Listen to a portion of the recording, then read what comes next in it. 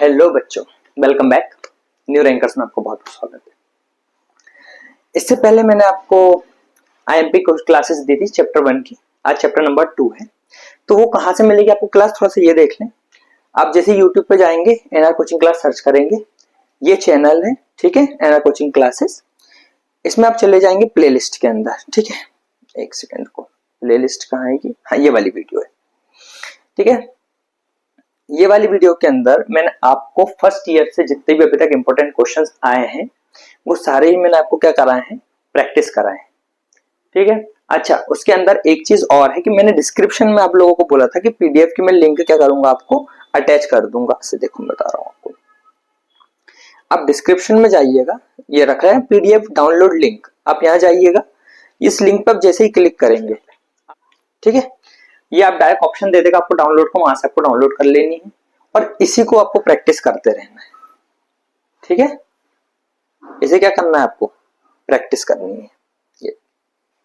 ये सारे क्वेश्चन है इसमें जो कि चैप्टर 1 से इंपॉर्टेंट बन सकते हैं, ठीक है। इसको आप ध्यान में रखें। चैनल पे चलते हैं, चैनल देख लिया आपने,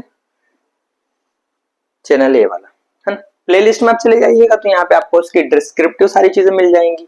यहाँ पे मैंने अलग अलग प्लेलिस्ट बना रखी है। चैप्टर 1 की प्लेलिस्ट है, chapter 2, chapter 3, chapter 4, chapter 5, chapter 6 अभी ट्रायंगल स्टार्ट हो गया है।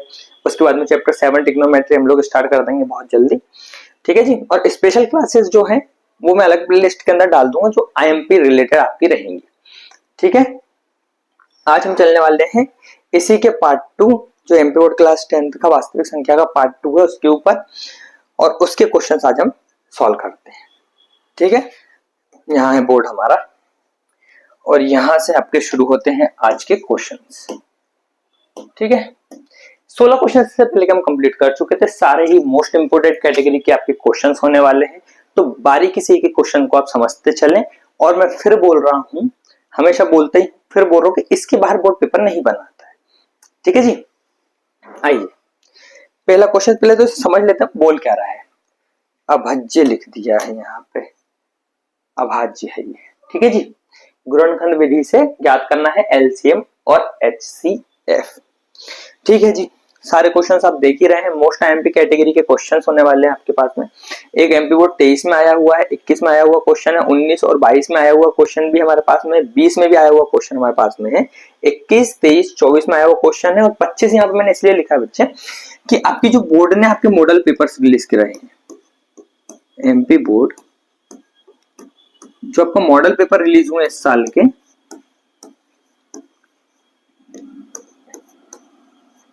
उसमें ये क्वेश्चन आया हुआ है, उसमें ये क्वेश्चन आपका क्या है, आया हुआ है, इसलिए मैंने यहाँ पे क्या करा है, 25 भी ऐड ऑन कर दिया है, ठीक है जी।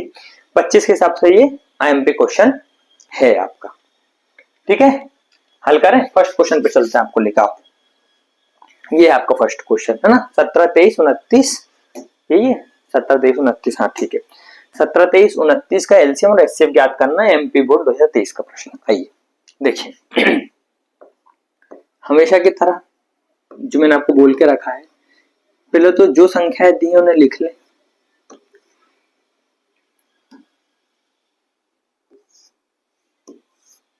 जो संख्याएं दी हैं आपको वो संख्या क्या करेंगे, आप लिख लेंगे। और संख्याएं लिखने के साथ साथ स्ट्रक्चरिंग पर आप बहुत ध्यान दें। स्ट्रक्चरिंग क्योंकि आप एक ही बार एक स्ट्रक्चर सीख लें और उसी में बस संख्याएं बदल बदल के आपको आती जाएं और आप क्वेश्चन बनाते जाएं, ठीक है। इस तरीके से आप कुछ स्ट्रक्चर सीखें। मैंने आपको बोला है हमेशा पहले आप 1 से गुणा देते, सब में भाग देते, जैसे 17 ही आ जाएगा 23, इससे होता कुछ भी नहीं है। इससे हमें आखिरी में जब कुछ कॉमन नहीं निकलता है ना, जब कुछ कॉमन नहीं निकलता तो हम एक को ही कॉमन लेते हैं। और मैथ्स के हिसाब से हमें सिस्टमेटिक चलना चाहिए, तो सबसे पहले हम छोटी संख्या से भाग देते हैं। इसीलिए मैं क्या करता हूँ, यहाँ पे हमेशा पहले 1 से भाग देता हूँ, फिर 2 से, फिर 3 से, अभाज्य गुणनखंड बनाने के लिए, ठीक है। आप लास्ट में भी 1 से भाग दे देंगे, दिक्कत कुछ नहीं है, पर आप सिस्टमेटिक तरीके से चले, मेरा मतलब यूं है। देखिए 17 तो 17 के ही पहाड़े से जाता है, तो ये 1 हो जाएगा। 23 23 की पहाड़े से जाएगा, ये 1 हो जाएगा। 29 29 के ही पहाड़े से जाएगा, तो ये भी 1 हो जाएगा, ठीक है जी। पहले मैं लेता हूं यहाँ पे HCF, मैंने लगाया, एक नंबर पे रखा HCF, और HCF में हम गुणनखंड लिखते हैं पहले तो 17 के, तो 17 का गुणनखंड क्या है बच्चे, 1 गुणा 17। अच्छा 23 के गुणनखंड क्या है मेरे पास में, 1 गुणा 23, ठीक है। और 29 के क्या है मेरे पास में, 1 गुणा 29, यही आया।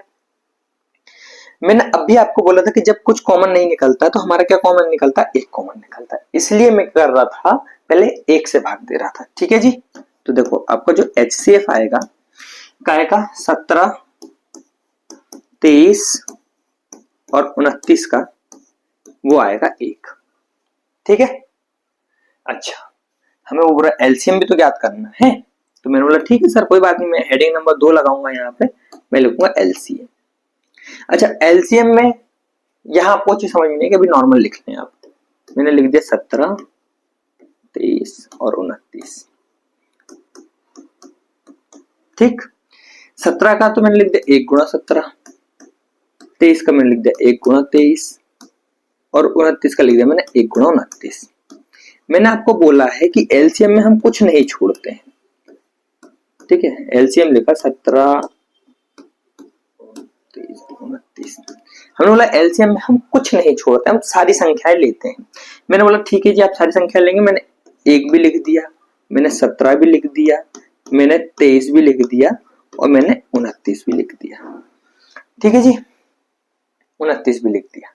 अच्छा अब इनका गुणा कर देंगे, हमारे पास में LCM आ जाएगा 17, 23 और 29 बराबर, तो ये हो जाएगा बच्चे 11, 33, 9, ठीक। ये था आपके पहले प्रश्न का आंसर, ठीक है, जहां पे हमने क्या करा है LCM और HCF क्या करे दोनों ज्ञात कर लिए, ठीक है।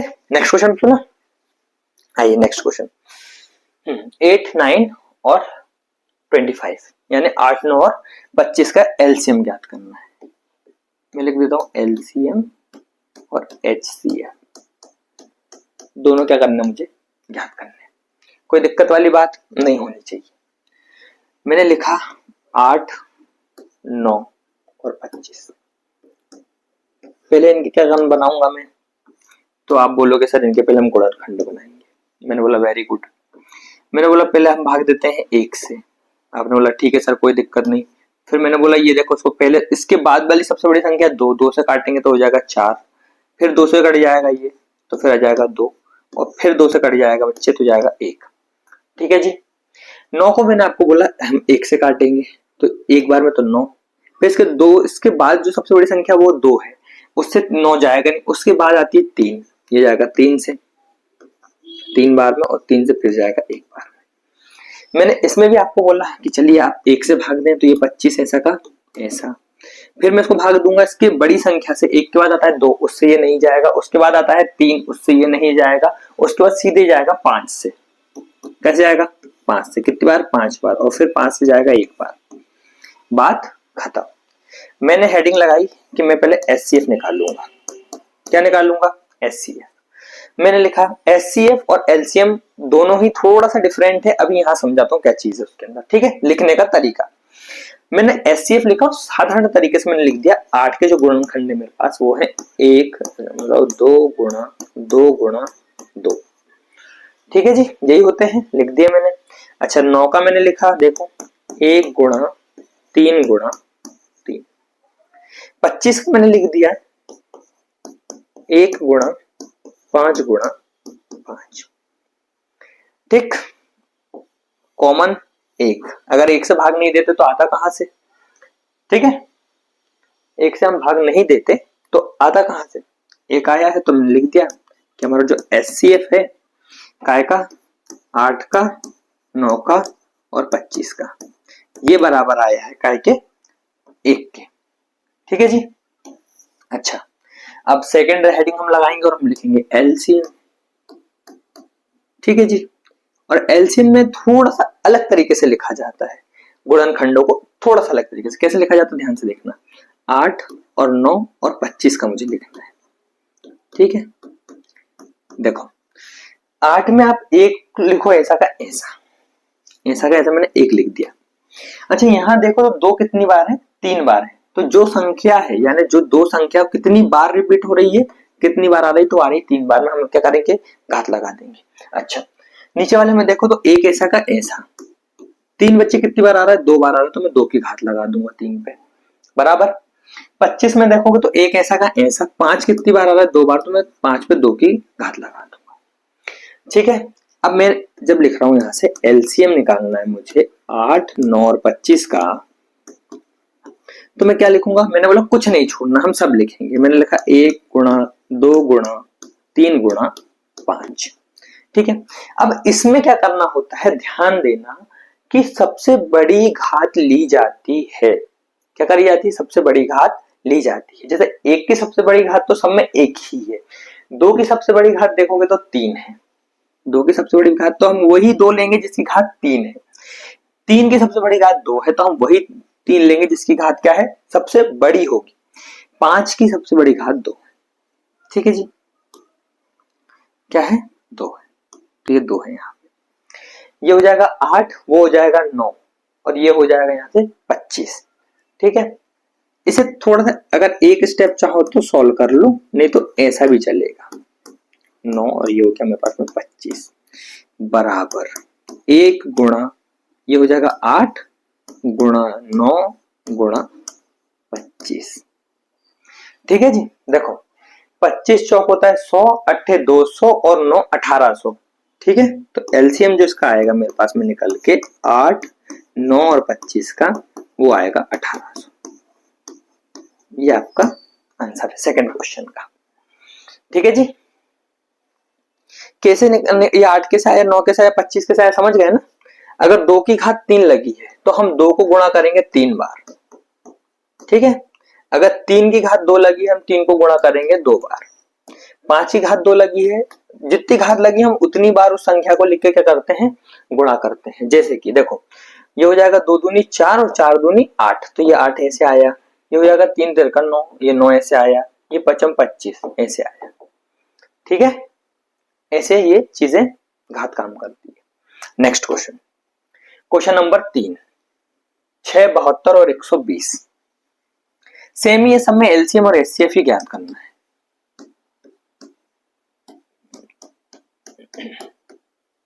सब सेम चीजें ही, ध्यान देना। मैंने तो पहले बोला आपको सबसे पहले संख्याएं लिख दें आप, सबसे कॉमन सी चीज है जो, इस तरीके से मैंने बोला 1 से भाग देते हैं सब में।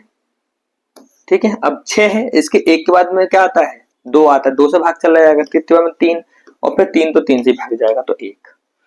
72 में मैंने सबसे पहले आपको बोला 1 से भाग देते हैं, तो हो जाएगा 72, 2 से भाग देते तो 3 बार में 6, 12, 6 बार में, 2 बार में जाएगा 18 दूनी 36, तो ये जाएगा 18, 2 से भाग देंगे तो 9, 3 से भाग देंगे तो 3, और फिर 3 से भाग देंगे तो 1।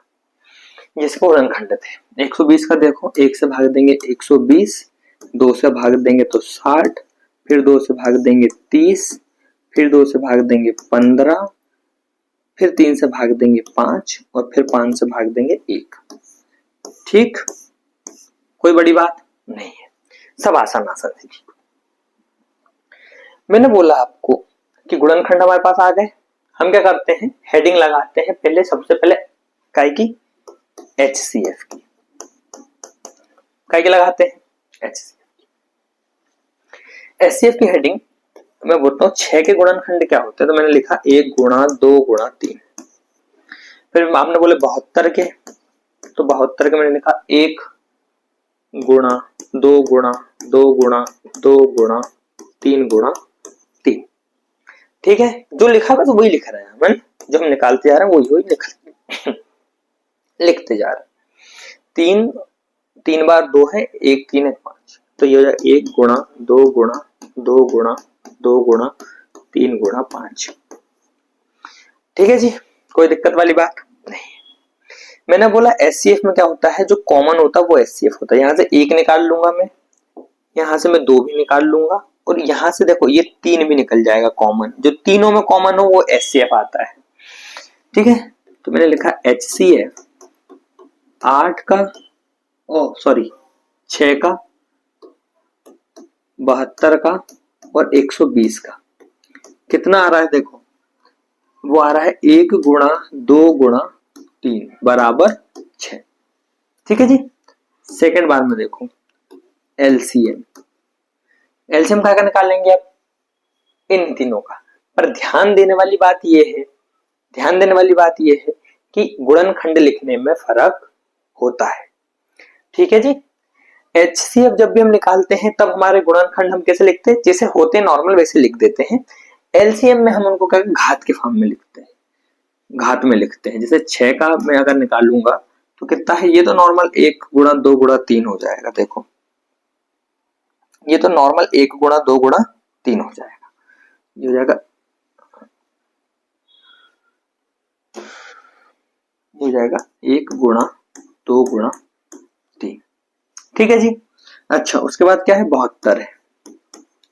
ये क्या है, देखो एक तो ऐसा का ऐसा, 2 कितनी बार है, 3 बार है, और 3 कितनी बार है, शायद 2 बार। 3 कितनी बार है, 2 बार है।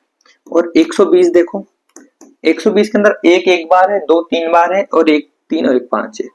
1 है, 2 3 बार है, 1 3 है और 1 5 है, इस तरीके से। ठीक है, कोई दिक्कत वाली बात नहीं। देख आगे बढ़िए। मैंने लिखा कि सर जी इसका जो एलसीएम आएगा मेरे पास में काय का, 6 का, 72 का और 120 का, वो आएगा सारी संख्याएं पर जिनकी सबसे बड़ी घात है वो। आपने बोला पहली संख्या सबसे बड़ी मेरे पास में है 1, उसके बाद में जो आएगी उसकी बड़ी 2, उससे बड़ी 3, उससे बड़ी 5, ये 4 संख्याएं मेरे पास में है। अब मैं इनमें घातें लगाना शुरू करूंगा। 1 की सबसे बड़ी घात 1, 2 की सबसे बड़ी घात 3, 3 की सबसे बड़ी घात 2, 3 की सबसे बड़ी घात 2, 5 की 1। कोई दिक्कत वाली बात नहीं है। अच्छा ये देखो, अगर 2 की घात 3 है मतलब 8 होता है, और 8 पंचे 40 और 9, 40 का गुणा 9 करोगे तो कितना हो जाएगा, 40 का 9 करोगे तो 360, 72 बराबर 120, यानी कि ये हो जाएगा मेरे पास में, हाँ 360। ये आपका आंसर है इस वाले क्वेश्चन का।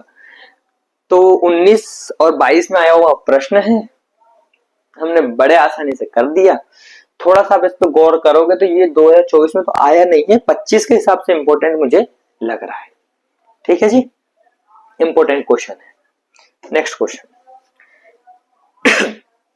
12, 15 और 21, बोर्ड 2020 में आया था ये प्रश्न। कहाँ में आया था, बोर्ड 2020 में। ए कैटेगरी के क्वेश्चन से सारे क्वेश्चन कौन से हैं, ए कैटेगरी वाले क्वेश्चन से। एक भी क्वेश्चन मिस करने लायक है नहीं है। ठीक है, आपको सारे ही क्वेश्चन इंपॉर्टेंट है, सारी चीजें आपको ध्यान देने वाली बात है। आ जाइए देखिए 12, 15 और 21। आपने बोला ठीक है सर, आपने जैसा जैसा बोला हम वैसा वैसा करते जा रहे हैं। देखिए आपने बोला पहले सर 1 से भाग देना, मैंने 1 से दे दिया। फिर आपने बोला उससे बड़ी संख्या से भाग देना, मैंने उससे दे दिया। फिर मैंने देखा उससे बड़ी संख्या, वो वाली जो संख्या आई वो भी 2 से भाग जा रही, तो वो मैंने उससे भाग दे दिया। सर 3 से आया, मैंने 3 से भाग देकर 1 ला दिया। हमें 1 लेके आना है। ठीक है जी, पर छोटी संख्या से बड़ी, फिर उससे बड़ी, फिर उससे बड़ी, ऐसे क्रम में चलना है। 15 का आपने बोला सर कि पहले 1 से भाग दे दें।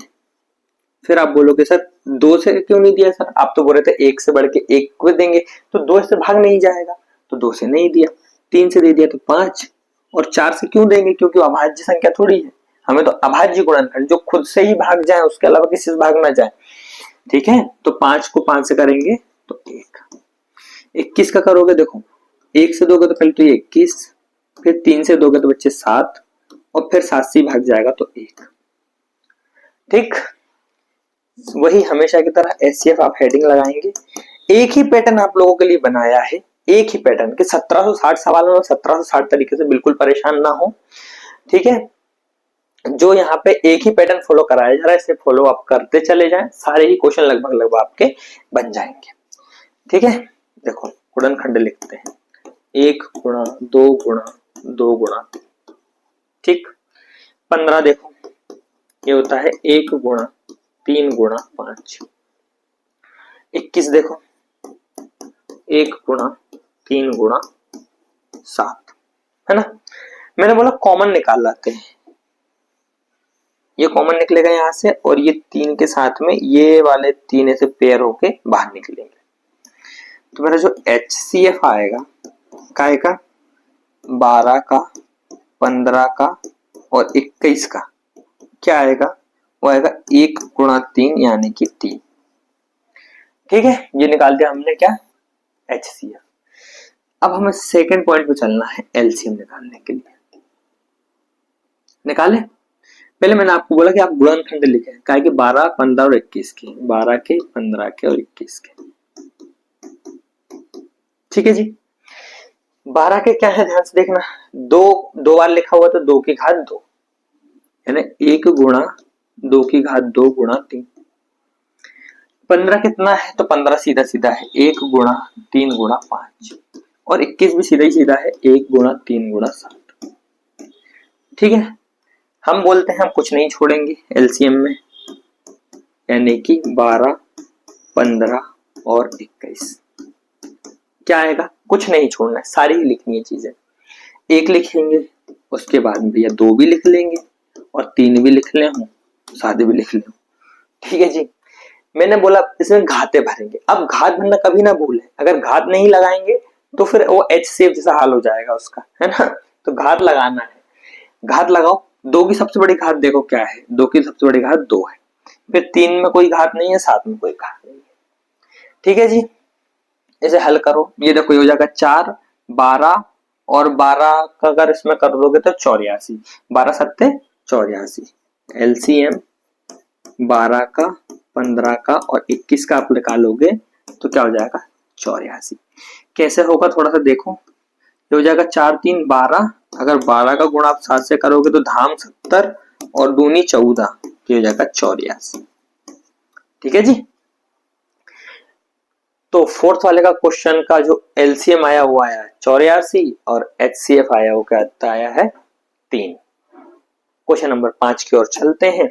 क्वेश्चन 5 भी इंपॉर्टेंट है, मॉडल पेपर 25 में भी आया है, 21 23 और 24 में भी पूछा गया है। ठीक है जी, तो इसे भी देख लेते हैं। आइए, इसमें भी सेम ही चीज निकालनी है। क्या निकालनी है LCM और HCF। मैंने लिखा कि भैया मुझे तो 140 के पहले गुणनखंड निकालता हूं मैंने बोला 1 से भाग दो तो 140, 2 से भाग दो 70, फिर 2 से भाग दो 35, 5 से भाग दो 7, 7 से भाग दिया 1। गुणनखंड निकालना मेरे को नहीं लगता कि आप में से किसी को नहीं आता है, और अगर नहीं आता है तो चैनल पे चले जाए, वहां पे प्लेलिस्ट मैंने अभी आपको बताई थी चैप्टर 1 की, उसके अंदर हमने सारी चीजें कवर करी थी, आप वहां से जाकर उसे देख लें। ठीक है, आइए देखिए, ये हो गया, इसे भाग दे दो 1 से तो ऐसा का ऐसा, 2 से भाग चला जाएगा, देखो 7 बार में 14, 1 यहाँ आ जाएगा, देखो 7 बार में कितना 14, 15 में से 14 गया, 1 बचेगा, 1 पीछे 16, 16 मतलब 8 बार में, फिर 2 से काटोगे तो 3 बार में जाएगा 6, 1 आ जाएगा 9 बार में। अब ये नहीं जाएगा, ये 3 से ही जाएगा, तो ये हो जाएगा 13, और 13 क्योंकि 13 के ही टेबल से पहाड़ से जाता है तो हो जाएगा 1। ठीक है जी, ये क्या आ गया हमारे पास में गुणनखंड आ गए। मैं पहली हेडिंग लगाता हूं हमेशा की तरह और HCF ही लिखता हूं, HCF ही लिखता हूं। तो 140 का सबसे पहले तो क्या गुणनखंड आया मेरे पास, 1 गुणा 2 गुणा 2 गुणा 5 गुणा 7, 1 गुणा 2 गुणा 2 गुणा 5 गुणा 7। ठीक है जी, और 156 का आप देखोगे तो क्या है, 1 गुणा 2 गुणा 2 गुणा 3 गुणा 13, 1 गुणा 2 गुणा 2 गुणा 3 गुणा 13। ठीक है जी, देखो मैंने लिखा HCF बराबर, उससे पहले मैं यहाँ पे थोड़ा ब्रैकेट लगा के लिख देता हूं कि 140 और 156 की बात हो रही है। ठीक है जी, तो जो कॉमन निकलता है वही क्या लेते हैं हम, एचसीएफ लेते हैं। तो यहाँ से देखो एक तो एक कॉमन निकलेगा, एक ये वाला 2 कॉमन निकल जाएगा, एक ये वाला 2 कॉमन निकल जाएगा, उसके अलावा कुछ कॉमन नहीं है ना। तो मैंने लिखा 1 गुणा 2 गुणा 2 बराबर 4, ये आपका आ गया HCF। अब हम एलसीएम निकालेंगे। मैंने सेकंड हेडिंग लगाई और लिखा मैंने एलसीएम। एलसीएम निकालने के लिए देखिए, पहले तो मैंने आपको बोला है कि इसमें नॉर्मल हम लिख देते हैं, पर इसमें हम क्या लिखते हैं, घातों में लिखते हैं। क्या करते हैं, घातों में। तो 140 और 156, देखो ध्यान सुनो, 140 का जो बनता है वो बनता है 1 गुणा 2, 2 कितनी बार है, 2 बार है, तो 2 की घात 2 गुणा 5 गुणा 7, ठीक है जी। और 156 का देखो, 156 का भी ऐसे ही बनता है, 1 गुणा 2 की घात 2 गुणा 3 गुणा 13, ठीक है जी। एलसीएम लिखेंगे हम, और मैंने लिखा 140 से 156 का, 140 और 156 का एलसीएम लिखा मैंने, वो होता है, मैं कुछ नहीं छोड़ूंगा, सब लिख दूंगा, ये आपको पता ही है। और इसे लिखे भी तो मैं आपको एक चीज बोलना चाहूंगा कि आप इसको है ना बढ़ते क्रम में लिखें। ऐसा ना करें कि 13 को आगे लिखे, 7 को पीछे लिख दे, 5 को आगे लिख दे, 2 को पीछे लिख दे। बढ़ते क्रम में आप एक सफाई से जब काम करते हैं तो आपकी जब कॉपियां चेक होती हैं उसमें चीजें इम्पैक्ट करती हैं दिमाग पे कि हाँ इसने बराबर काम किया है। देखिए अब घात में तो बस 2 की घात 2 ही है, ठीक है। तो ये हो जाएगा 4, कितना हो जाएगा 4, थोड़ा सा लिख देते, एक स्टेप और बढ़ा देते हैं, 140 156 बराबर, ये देखो ये हो जाएगा, एक तो छोड़ ही दो, उसका तो गुणा करने का कोई मतलब ही नहीं बनेगा। ये बनेगा 4 पंचे 20, ये बन जाएगा 4 पंचे 20, और 20 का साथ में करोगे तो 140, कितना हो जाएगा 140 गुणा 113, ठीक। तो एलसीएम बराबर 140 गुणा 156 इज इक्वल्स टू, ये हो जाएगा समथिंग समथिंग 1820।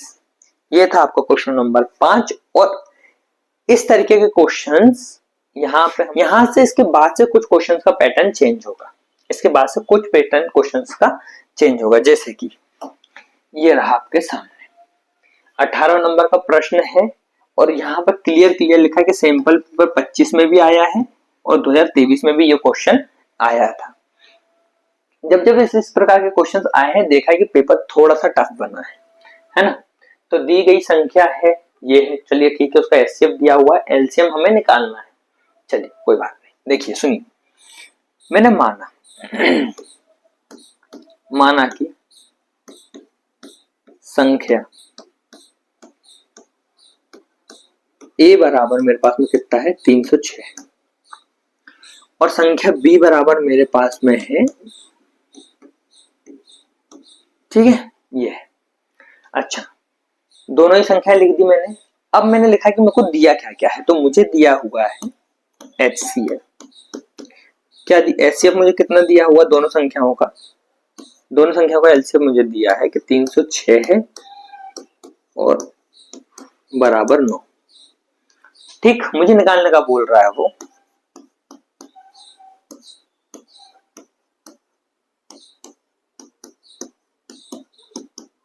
एलसीएम, दोनों संख्याओं का एलसीएम। मैंने बोला ठीक है कोई इशू नहीं है सर। अच्छा, हम जैसे ये लिखते तो हमें एक फॉर्मूला याद आता है, कि हम जो एलसीएम, जो हमारी एलसीएम होती है दोनों संख्याओं की, यानी कि मैं बात करूं ए और बी की, ठीक है, दोनों संख्याओं की जो एलसीएम होती है वो बराबर होती है दोनों के गुणा करके क्या करते हैं हम HCF से भाग दे देते हैं, ठीक है।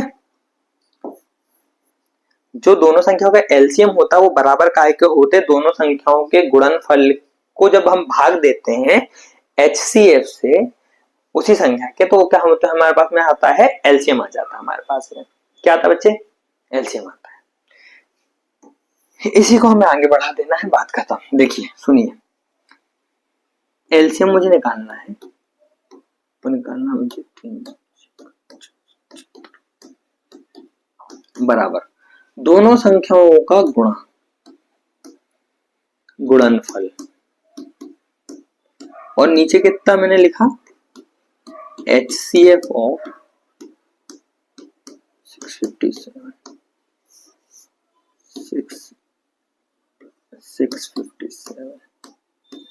ठीक है जी। तो मैंने लिखा है यहाँ पे LCM 306, इन दोनों को गुणा करें, गुणा मत करो इसे ऐसे ही लिखा दें तो एक सेकंड के लिए वैसे ना, 306 और ये कितना दिया मेरे पास में नीचे, ये 9 दिया हुआ मेरे पास में। बात आ गई क्लियर समझ में?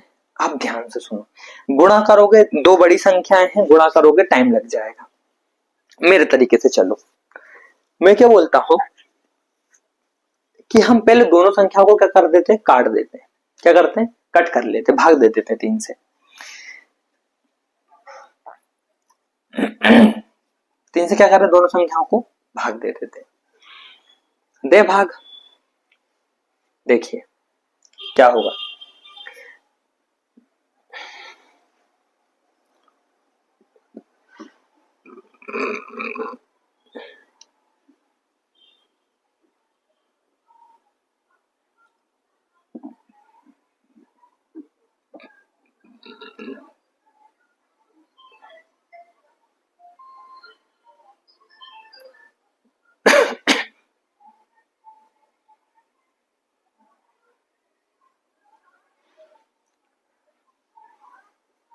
भाग दे, देखो अगर 3 से काटोगे तो 9 बार में तो ये चला जाएगा, ये जाएगा 102 बार में, ठीक है जी।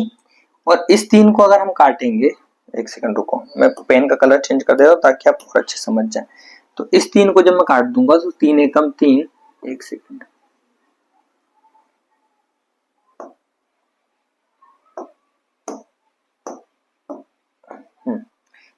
इस 3 को जब मैं काटूंगा 3 एकम, इसको काटूंगा मैं तो 3, देखो 2 बार में तो 6 जाएगा, एक बार में 3 जाएगा, यहाँ पे 9 बार में ये चला जाएगा, 27 बचेगा, आखिरी में 9 बार में चला जाएगा। ठीक है जी, तो ये बात समझ में आ गई कैसे हुआ। पहले तो इसको इससे काटा तो ये 3 बचेगा यहाँ पे, फिर ये 3 से इस वाली संख्या को काट दिया मैंने। अब इन दोनों का आप गुणा कर दो, इन दोनों संख्या को क्या कर दो, LCM, ये हो गया 102 गुणा 219, इन दोनों गुणा करो कितना आ जाएगा, देखो LCM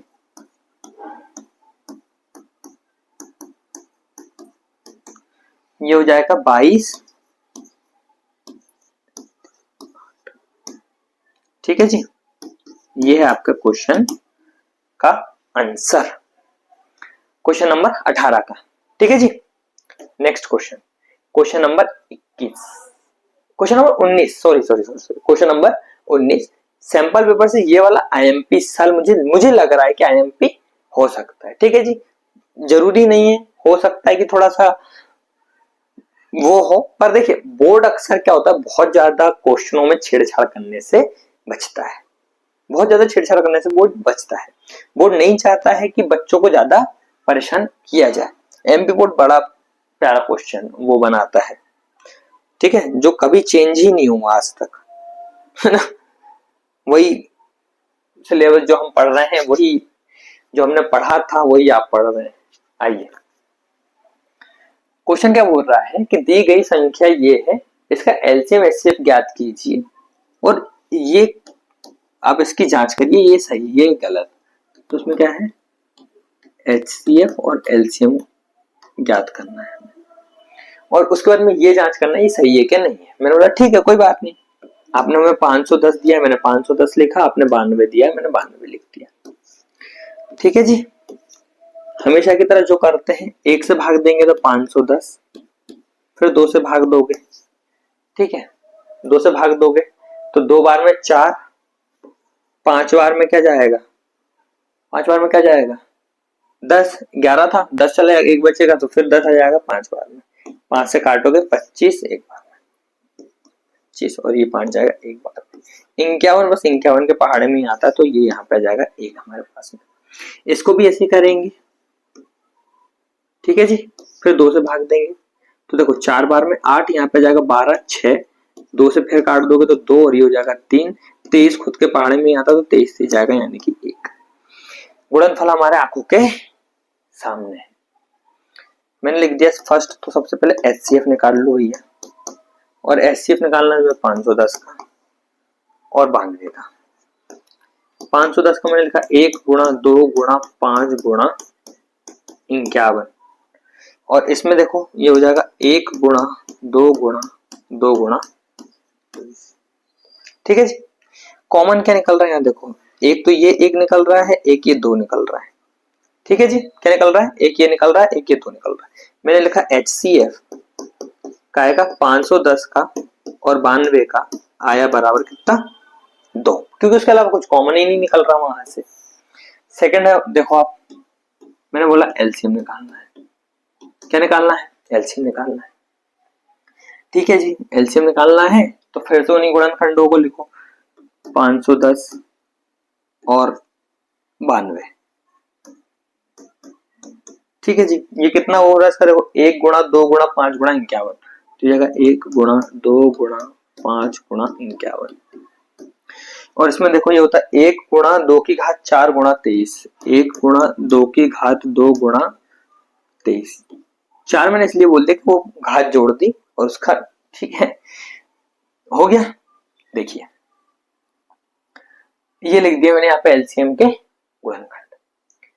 अब मैंने आपको बोला है उस हिसाब से आप चलिए कि पहले तो आप क्या करें, 510 और 92 मैंने लिखा, और दोनों के जो है एक भी कुछ ना छोड़ते हुए दोनों को एकदम आप बारी बारी से लिख लेंगे इस तरीके से। बाद में लगाएंगे घात, 2 की एक घात 1 है, एक घात 2 है, तो सबसे बड़ी घात वाला 2 लूंगा जिसमें 2 होगा। ठीक है जी, सबसे बड़ी घात वाला क्या करूंगा मैं, 2 लूंगा। ठीक, मैंने लिखा एलसीएम बराबर 510 और 92। ठीक, बराबर ये होगा 4, ये हो जाएगा 20, ये हो जाएगा देखो, ये हो जाएगा 23 460। ठीक है, ये इसका आंसर है। करने का सीधा सीधा सा गुणा तरीका है। देखो अगर यहाँ 50 है, अगर इसमें 100 बढ़ाओगे तो क्या होता है, इसमें 2 जीरो और बढ़ते। अगर इसको 100 करते, 100 से गुणा करते तो क्या होता है, 2 जीरो और बढ़ते। 5 से किया तो इसका आधा हो जाएगा, इसका देखो आधा ही तो हुआ है, 2 यहाँ पे, 6 का 3 आधा यहाँ पे, और क्योंकि 2 जीरो और बढ़ेंगे तो वहां पे क्या है, बाकी का ये 1 में गुणा करने से आंसर आएगा। ठीक है जी, ये तो मतलब टेक वो है, ट्रिक्स है, बाकी आप पूरा पूरा सॉल्व करें इसे। एलसीएम दी गई 2 संख्या। चलिए आइए क्वेश्चन नंबर 20 पे जाइए। 2019 में पूछा गया प्रश्न है, मोस्ट इंपोर्टेंट कैटेगरी का ये प्रश्न आपके सामने है। आइए सॉल्व करते हैं। 6 है, एक 20 है। सॉल्व करने के लिए देखेंगे, पहले 1 से भाग देंगे 6, पहले 1 से भाग देंगे 6, 2 से भाग देंगे 3, 3 से भाग देंगे 1। इसमें कोई बड़ी वाली बात, टेंशन वाली बात कुछ नहीं थी। फिर इसको देखोगे 2 से, 2 को 1 से भाग देंगे 20, फिर 2 से भाग देंगे 10, फिर 2 से भाग देंगे 5, और फिर 5 से भाग देंगे 1। ठीक है जी, मेरे को क्या करना है, पहले मुझे देखो एलसीएम निकालना पड़ेगा, एचसीएफ निकालना पड़ेगा। तो मैं पहले एचसीएफ निकालता हूँ हमेशा की तरह। तो मैंने लिखा 6 बराबर से गुणनखंड है 1 गुणा 2 गुणा 3, और जो मेरे पास 20 है इसके जो मेरे पास गुणनखंड बन रहा है वो 1 गुणा 2 गुणा 2 गुणा 5। ठीक है जी, अगर मैं एचसीएफ की बात करूंगा, एचसीएफ की बात करूंगा 6 और 20 के, तो मेरे पास में आ रहे हैं 1 गुणा 2। कैसे आ रहे हैं, क्योंकि कॉमन 1 यहाँ से ये है और 1 2 यहाँ से है, यानी कि 2। तो एचसीएफ मेरे पास में क्या आ रहा है, 2 आ रहा है। ठीक है जी, सेकंड में लूंगा एलसीएम। क्या लूंगा, एलसीएम लूंगा। अच्छा, एलसीएम की अगर मैं बात कर रहा हूं तो फिर मेरे को याद आनी चाहिए कि मेरे को क्या करना है, अलग तरीके से लिखना है। किस तरीके से लिखना है, तो ये होता है 1 गुणा 2 गुणा 3, तो ऐसा कैसा, पर ये लिखना पड़ेगा मेरे को 1 गुणा 2 की घात 2 गुणा 5। ठीक है, घात के फॉर्म में लिखना पड़ेगा। अब जो घात के फॉर्म में लिखा तो मेरे को ये भी पता है कि भैया मैं जब एलसीएम लिखता हूँ तो मैं कुछ नहीं छोड़ता, मैं पूरे पूरे सारी संख्याएं ले लेता हूँ। जैसे कि 1 गुणा 2 गुणा 3 गुणा 5 में पूरा पूरा ले लूंगा यहाँ से। ठीक है, पूरी पूरी संख्या यहाँ से चाहिए मुझे। सबसे बड़ी घात 2 की है 2, और एक देखो 2 घातें हैं, एक तो 1 है, एक है 2, तो मैं 2 वाली घात ले रहा हूँ। तो हो जाएगा 4, ये कितना हो जाएगा बच्चे, 4 5 20 और 3 60, कितना हो जाएगा, 60 हो जाएगा। तो ये जाएगा मेरे पास में एलसीएम आएगा बच्चे 60। ठीक है, प्रश्न के अनुसार वो ये बोल रहा है कि आपको जांच करना है, आपको जांच करना है कि जो हमारा 6 गुणा 20 है बराबर एलसीएम इंटू एचसीएफ है कि नहीं है, ये बराबर है कि नहीं है। ठीक है, तो मैंने लिखा 6 गुणा 20, ऐसा कैसे लिख दो 6 गुणा 20 बराबर, मेरे पास में एलसीएम कितना आया बच्चे 60 आया है, कितना आया है 60 आया है, और ये कितना आया मेरे पास में एचसीएफ मेरे पास में कितना है 2 है, कितना है बच्चे 2। इसका देखो भाग, इसका इसमें गुणा करो 20 में कर दो गुणा तो ये 6 दूनी 12 मतलब 120 बराबर, इसका इसमें गुणा करोगे तो बच्चे ये भी होता है 120, 120 बराबर 120, यानी कि ये जो हमको दिया गया वो क्या है सही है। क्वेश्चन नंबर 20 आपका यहाँ खत्म होता है। चलते हैं नेक्स्ट क्वेश्चन की ओर। मोस्ट इंपोर्टेंट क्वेश्चंस की कैटेगरी में डालने वाले प्रश्न है ये, मोस्ट इंपोर्टेंट कैटेगरी। देखिए सिद्ध करने को वो देगा तो ये मार्क्स 4 नंबर का मार्क्स आप क्वेश्चन बनाया गया यहाँ से, कितने नंबर का क्वेश्चन बनाया गया यहाँ से 4 नंबर का, और एक ऑब्जेक्टिव बनेगा। ऑब्जेक्टिव मतलब हो सकता है वो 1 नंबर का आपको यहाँ से क्या बना ले, हो सकता है 1 नंबर का आपको यहाँ से वो सही गलत बना दे, या फिर आपको रिक्त स्थान बना दे, सही विकल्प चुने, इस तरीके से कुछ हो सही गलत बना दे। तो 4 नंबर का क्वेश्चन रहता है और एक ये रहता है, 3 से 4 नंबर का क्वेश्चन यहाँ से नेट बनता ही बनता है। ठीक है जी, 3 से 4 नंबर का क्वेश्चन यहाँ से वो आपको बनाएगा ही बनाएगा, और बोलेगा सिद्ध करिए कि दी हुई संख्या अपरिमेय है कि नहीं। क्या है, अपरिमेय है कि नहीं।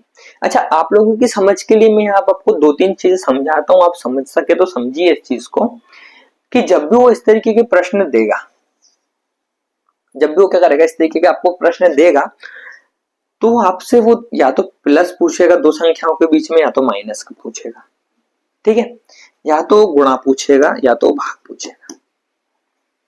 ठीक है, तो जनरली हम इन दोनों को क्या करते हैं एक साथ लेके चलते हैं। एक टाइप का ये बनेगा और एक टाइप का यहां से बनता है, यानी 2 टाइप, और एक टाइप का यहां से बनता है, यानी 3 टाइप। ओनली 3 तरीके हैं, और 3 तरीके में वो इसमें से जो जितने क्वेश्चन बना चाहे वो 20 बना दे, 25 बना ले, 30 बना ले, अगर हमें ये 3 तरीके पता है तो हम कोई भी सवाल आसानी से कर लेंगे। ठीक है, और बस मैं बोलने के लिए नहीं बोल रहा हूं, अभी समझाते हैं कि कैसे क्या चीज होगी। बराबर है, इतना समझ में आया? नहीं आया समझ में? ठीक है, तो इसके आगे मैंने क्या करा, अगर आपको समझ में नहीं भी आया ना, तो मैंने बहुत विस्तार से आराम से सारी चीजें लिख के रखी हैं, आप वहां से इसको सॉल्व अब देखेंगे तब करेंगे इसे। देखो इस तरीके से मैंने आपको सारी चीजें लिख के रखी हैं, पर मैं चाह रहा हूं उससे पहले आप थोड़ा सा समझें कि क्यों होता है। देखिए वो बोल रहा है 5 माइनस वर्गमूल 3। ठीक है, वो बोल रहा है बताओ ये संख्या को सिद्ध करो कि ये संख्या मेरे पास में है जो अपरिमेय है या नहीं है। मैंने बोला ठीक है, मैंने बोला कि यार जो मेरे पास में ये संख्या है, ऐसे में अगर ये अपरिमेय है, ठीक है, या नहीं भी है, मैं तो उल्टा मान के चलता हूं कि ये अपरिमेय है नहीं है वो मुझे नहीं पता, मैं उसको परिमेय संख्या मान के चलता हूं। ठीक है, तो मैंने बोला कि मान लिया कि भाई ये एक परिमेय संख्या है। क्या है ये? एक परिमेय संख्या।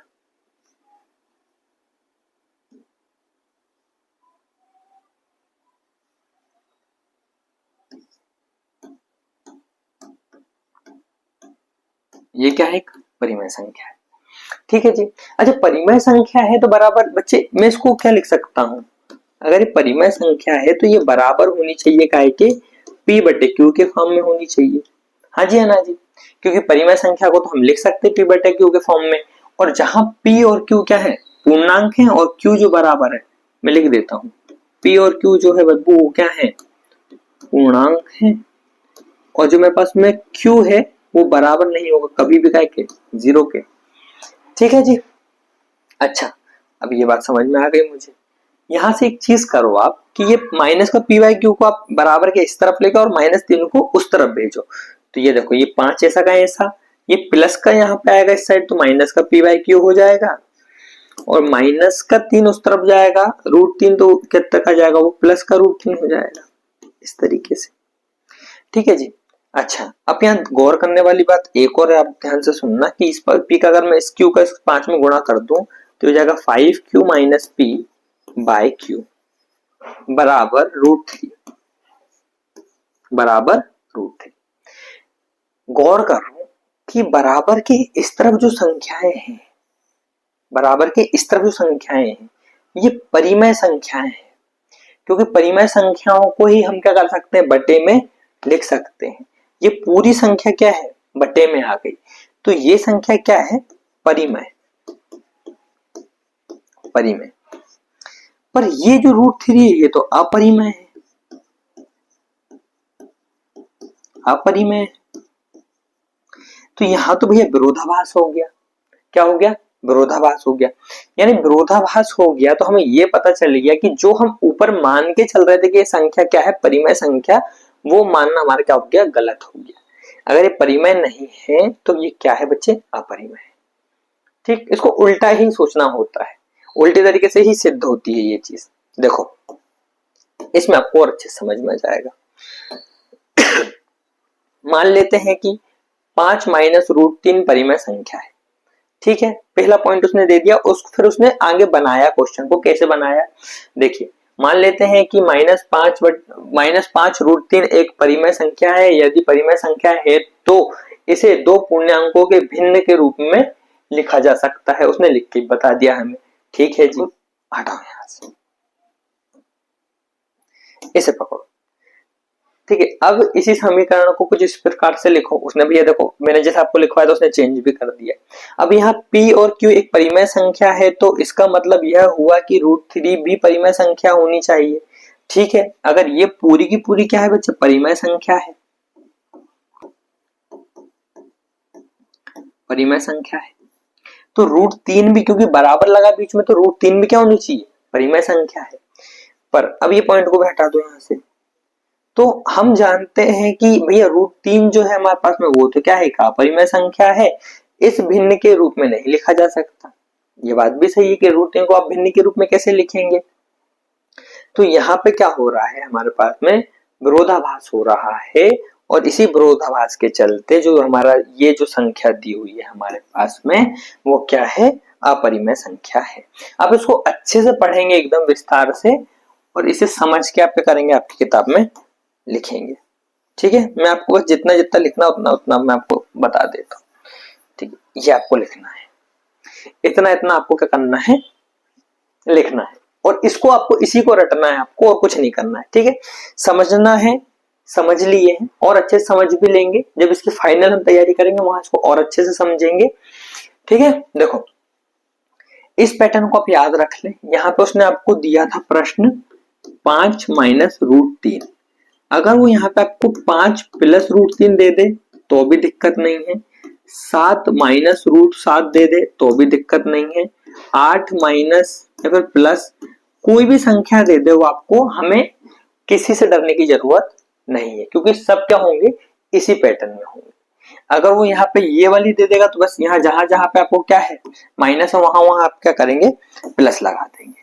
ठीक है, और जहां जहां जहां पहली संख्या है वहां पहली संख्या, जहां दूसरी संख्या है वहां दूसरी संख्या।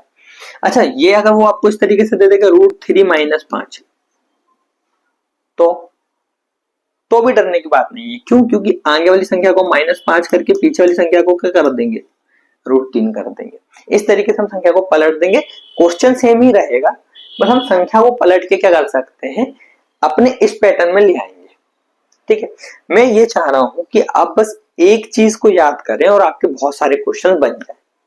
ठीक है, तो इस तरीके से आप क्या करेंगे, इसको एक पैटर्न में लिख देंगे, और आप बस ध्यान देंगे कि हमारी पहली संख्या में हमें क्या रखना है, दूसरी संख्या में हमें क्या रखना है। ठीक है जी, ये था आपका क्वेश्चन नंबर कौन सा था ये, हाँ 21 का question number first. Question number second देखो क्या बोल रहा है। क्वेश्चन नंबर सेकंड आपको हमेशा ये बोल रहा है कि आप हमें ये बताओ, सिद्ध करो कि 1/√2, ठीक है, ये क्या है, अपरिमेय संख्या है।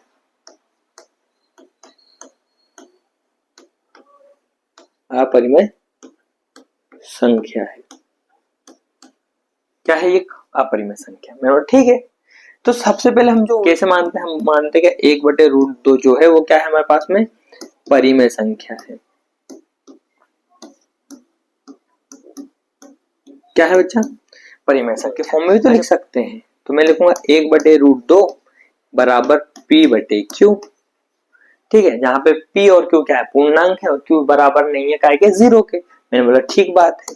आपने बोला q को सेट भेज दो सर, p को नीचे लेके आ जाओ और √2 को हम बाहर ले जाएंगे। ठीक है जी। अच्छा, अब ये दोनों भिन्न में है तो ये दोनों संख्या तो पूर्णांक है, पूर्णांक है और भिन्न में है तो ये तो परिमेय हो गई। और यहाँ √2 क्या हो गया, यहाँ √2 क्या हो गया, अपरिमेय हो गया।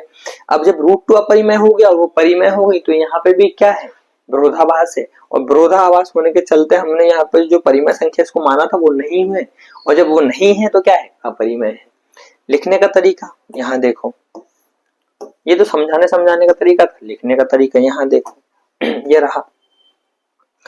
पहले तो मैं वो काट दूं जो आपको नहीं लिखना है। ठीक है, देखो ये आपको नहीं लिखना है, इसको काट दो, इसे हमें नहीं लिखना है, आपको यहां से लिखना है। अगर 1/√2 परिमेय है तो इसे हम इस प्रकार से लिख सकते हैं। ठीक है जी, उसने लिख दिया। अब दोनों को उसने क्या करा, बस पलट के किस तरीके से लिख दिया, q/p के फॉर्म में मैंने भी आपको लिखवाया है। इसका मतलब यह है कि √2 को अगर p/q के रूप में लिखा जाता है तो इसका एक परिमेय संख्या होना चाहिए। लेकिन हमें पता है कि √2 एक अपरिमेय संख्या है, क्योंकि इस भिन्न के रूप में नहीं लिखा जा सकता, क्योंकि इसे भिन्न के रूप में नहीं लिखा जा सकता, यहाँ विरोधाभास उत्पन्न होता है। इसलिए हमारी जो यहाँ पे प्रारंभिक धारणा है, यहाँ जो हमारी क्या है, प्रारंभिक धारणा 1/2 है, जो कि परिमेय संख्या की थी, वो गलत होती है और 1/2 एक अपरिमेय संख्या होती है। ठीक है जी, क्या होती है, 1/2, 1/√2। ठीक है, वर्गमूल 2 क्या होता है, परिमेय संख्या होती है। नेक्स्ट चले, देखो इसके बाद में यहां देखो, ध्यान से देखना। अब यहाँ पे आप देखोगे तो मैंने आपको दो चीजें करवा दी, एक तो प्लस माइनस वाला यहाँ से खत्म करवा दिया और एक डिवाइड वाला खत्म करवा दिया। अब बस हमारे पास में मल्टीप्लाई वाला बचा है। कौन सा वाला बचा है, मल्टीप्लाई वाला। ये वाला मैंने आपको करवा दिया, पहला वाला, दूसरा वाला करवा दिया। ठीक है जी, अब मेरे पास में कौन सा आ रहा है, मल्टीप्लाई वाला आ रहा है। ये सबसे आसान आएगा और बोर्ड में यही आए हैं। देखो ध्यान से देखोगे तो जितने बोर्ड में आए हैं सब कौन से आए हैं, मल्टीप्लाई। क्वेश्चन नंबर 3 पे चलो। ये 7 और √5 एक अपरिमेय संख्या है। यदि परिमेय होती तो इसे दो पूर्णांकों के भिन्नों के रूप में लिखा जा सकता था। ठीक है जी, इसमें क्या गलत है, लेकिन √5 खुद एक अपरिमेय संख्या है और किसी अपरिमेय संख्या को एक वास्तविक संख्या से गुणा करने पर अपरिमेय संख्या ही प्राप्त होती है। इस प्रकार 7√5 को किसी भिन्न के रूप में नहीं लिखा जा सकता, यानी कि मेरे पास में जो 7√5 है वह भी क्या है, एक अपरिमेय संख्या है। ठीक है, समझ में आ गई आपको ये चीज। ठीक है, तो ये था आपका क्वेश्चन नंबर 3। ठीक है, क्वेश्चन नंबर 3 था आपका। मैं बताता हूं आपको, क्वेश्चन नंबर 3 था ये वाला ना, मैं डाल देता हूं, 1 सेकंड रुको, 1 सेकंड 1 सेकंड ये नहीं लिखना है हेडिंग, ये हेडिंग आपको नहीं लिखना है यहाँ पे।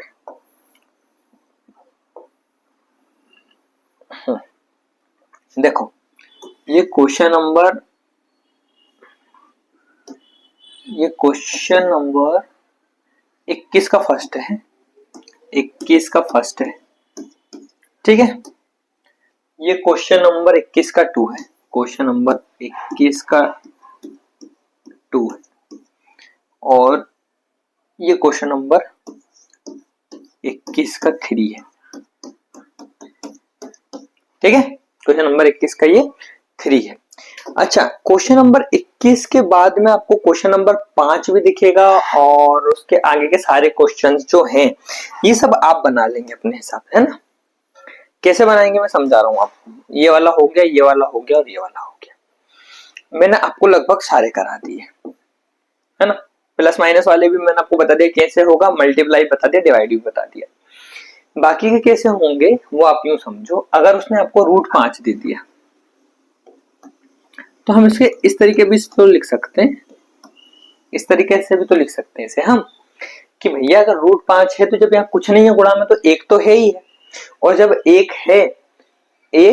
है तो भैया हम क्या करेंगे, जहां जहां 7 लिखा है, जहां जहां इसके अंदर जहां जहां हमारे पास में क्या लिखा है 7 लिखा है, वहां हम 1 कर देंगे और जो अंदर संख्या दी है वर्गमूल की वो अंदर चलती रहेगी।